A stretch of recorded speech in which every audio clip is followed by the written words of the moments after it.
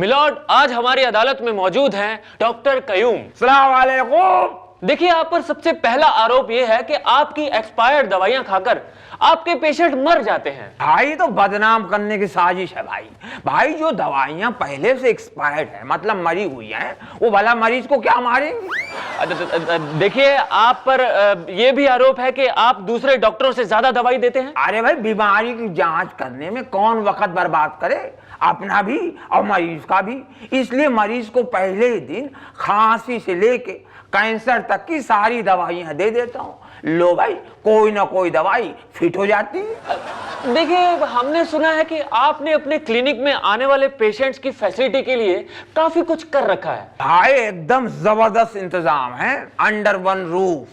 अब मेरी क्लिनिक है, अब क्लिनिक के बाजू में मैंने अंतिम क्रियाक्रम के सामान वाली दुकान खोल रखी है। अब लोग जाते हैं, मेरी पर्ची दिखाते हैं, उनको डिस्काउंट भी मिलता है। और क्या करूं कि अपनी जान दे दूं? देखिए, आप पर यह भी आरोप है कि आप दिन में तो अपने क्लिनिक में काम करते हैं, लेकिन शाम को आप कहीं और काम करते हैं। कहां जाते हैं आप? भाई सीधी सी बात है, दिन में तो रहता हूं मैं अपने क्लिनिक में, और शाम को अल्लाह झूठ ना बुलाए मैं पहुंच जाता हूं कब्रिस्तान में। भाई, जिन पेशेंट से मैंने कमाई की है, पूरी फीस वसूली है, जो कभी मेरे पेशेंट हुआ करते थे, मेरा फर्ज बनता है कि उनके आखिरी के सारे काम मैं अपने हाथ से करूं। और क्या मैं अपनी जान दे दूं? गौर से सुनिए, आज हमारी अदालत में मौजूद है एक ऐसा शख्स जो सारे क्रिकेट खिलाड़ियों को अपनी उंगलियों पर नचाता है। यह शख्स इतना शातिर है, इतना चालबाज है, इतना बड़ा धोखेबाज है, और वो शख्स है। Hello hello. तुम सटोरी हो? नहीं तो क्या कटोरी है? देखो, तुम पर सबसे पहला इल्जाम यह है कि तुम क्रिकेट मैच फिक्सिंग करते हो। अरे, ये तो बहुत बड़ा काम है, मामूली काम नहीं है। तुम करके दिखाओ। तुम अकमल, बट शाहिद, इनसे मीटिंग भी नहीं कर पाओगे। इसमें बहुत मेहनत करनी पड़ती है, देखना पड़ता है कौन सा प्लेयर कब निकल रहा है, होटल से कब पहुंचा, प्रैक्टिस में कब पहुंचा, कहाँ खाना खा रहा है, किसकी कौन सी गर्लफ्रेंड है, उसकी गर्लफ्रेंड को खुद गिफ्ट देना पड़ता है, उसको पटाना पड़ता है, इसको निकालना पड़ता है, स्टेडियम में जो घास काटता है उसको भी पटाना पड़ता है, फोटोग्राफर को पटाना पड़ता है, तब ये गर्लफ्रेंड वगैरह फूटती हैं, फटती हैं, तब जाके काम होता है। भाई साहब, ये बहुत बड़ा काम है, ये प्रोफेशन नया निकला है। अब किसी को रोजगार मिला है, उसमें आपको क्या परेशानी है? देखो, तुम पर यह भी इल्जाम है कि तुम नेताओं को गाली देते हो। तो क्यों ना दूं गाली, क्यों ना दूं? अभी नेता लोग दिल्ली में बैठ के हमें गाली दे रहे हैं, वैसे ही हमारे मौसेरे भाई हैं, ये भी तो फिक्सिंग करते हैं पार्लियामेंट में बैठ के। हमें सब पता है कितने में एमपी बिकता है, कितने में एमएलए बिकता है। इतने करोड़ ले लो, हम तुम्हारी पार्टी में आ जाएंगे, हमें मंत्री पद दे देना, हम उनको छोड़ के इधर आ जाएंगे, हमको ये पोस्ट दे देना, हमारे इतने आदमी को जॉब दिला देना, हमें कॉलेज बनवा के दे देना, हम तुम्हें ज्वाइन कर लेंगे। फिक्सिंग तो नेता लोग भी करते हैं।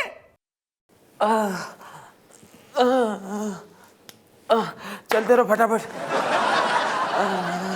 ओहो, आराम से इधर आओ, बैठो बैठो बैठो बैठो। हाँ, आराम से बैठो। बताओ, क्या बीमारी है? डॉक्टर तुम हो ना, तो तुम बताओ हमें क्या हुआ है, हम क्यों बताओ? ठीक है, पर्ची दिखाओ, किस इलाज की बनवाई है? क्या हुआ?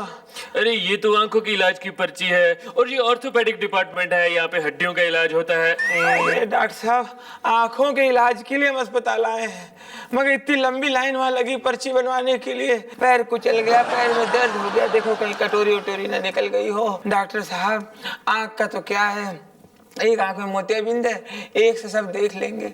अगर पैर खराब हुए तो आना जाना बंद हो जाएगा, इसलिए यहाँ पहले आए, आप पैर का इलाज कर दो। लेकिन यहाँ इलाज करवाने के लिए आपको पर्ची बनवानी पड़ेगी। फिर पर्ची, फिर लंबी लाइन। अरे, राम को प्यारा होने से अच्छा है कि राम भरोसे जी लो।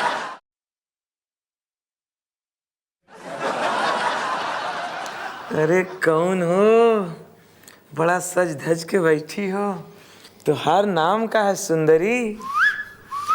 महंगाई। अच्छा सुनो, हमसे शादी करोगी? सोच लो, महंगा पड़ेगा। अरे अब कितना महंगा पड़ेगा, ऑलरेडी तो भुगत रहे हो, और महंगा हो जाएगा, भुगत लेंगे। तो अपना बताओ। जाओ जाओ, हम आम आदमी के मुंह नहीं लगती। अच्छा, गले तो आम लोगों के पड़ती हो, ये बड़े लोगों को तो तुमसे कोई फर्क भी नहीं पड़ता।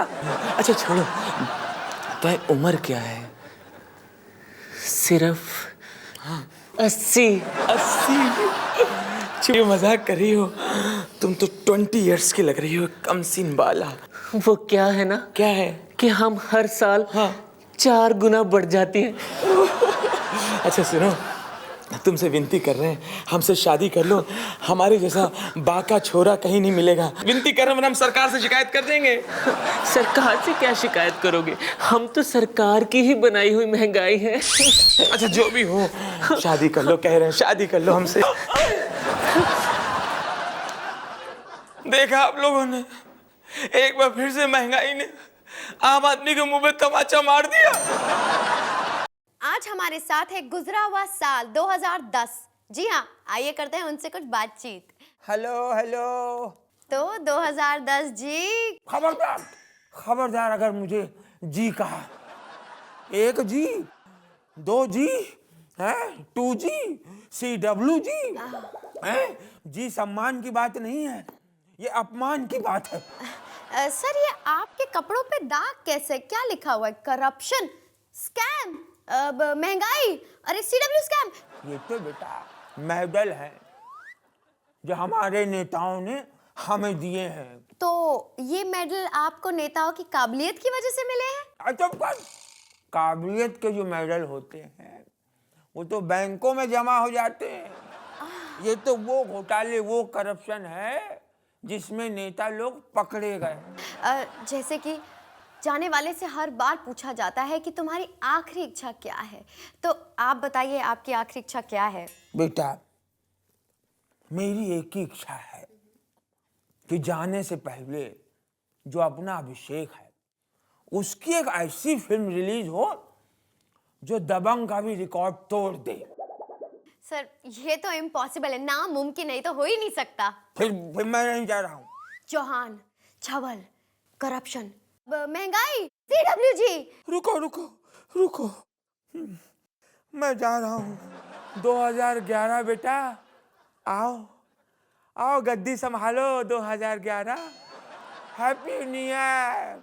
सब लोग खुश रहो, जीते रहो। आज हमारे साथ है सेलिब्रिटी फिटनेस ट्रेनर। आइए करते हैं उनसे कुछ बातचीत। पूछो पूछो पूछो। आपका कहना है कि बपीदा को वेट लिफ्टिंग की जरूरत ही नहीं है। वो तो 2400 घंटे अपना इतना बड़ा वजन उठा के घूमते रहते हैं, ऊपर से जेवरों का वजन। उन्हें अलग से जिम में आके वजन उठाने की जरूरत क्या है? सर, आपका कहना है द ग्रेट कली जिम की जगह बाहर एक्सरसाइज करते हैं, वो क्यों? वही कली को जितना वजन चाहिए उठाने के लिए उतना वजन जिम में है ही नहीं। और जहां कोई आदमी उसको खाली मिल गया वो पूरे पूरे आदमी को उठा लेता है और उसी से एक्सरसाइज करता है। सर, आपका कहना है कि राजपाल यादव आपकी जिम में बहुत मदद करते हैं। जब किसी क्लाइंट को 5 किलो का रॉड उठाना पड़ता है तो मैं राजपाल को एक रॉड में बांध देता हूँ और क्लाइंट उसी को उठा के एक्सरसाइज करता है। आप ये भी कहते हैं कि श्रेयस गिरपड़े आपको जिम में काफी सपोर्ट करते हैं। कौन सपोर्ट करता है? श्रेयस गिरपड़े जी। वो मुझे सपोर्ट करेगा? वो क्या सपोर्ट करेगा? उसको तो खुद सपोर्ट की आवश्यकता है।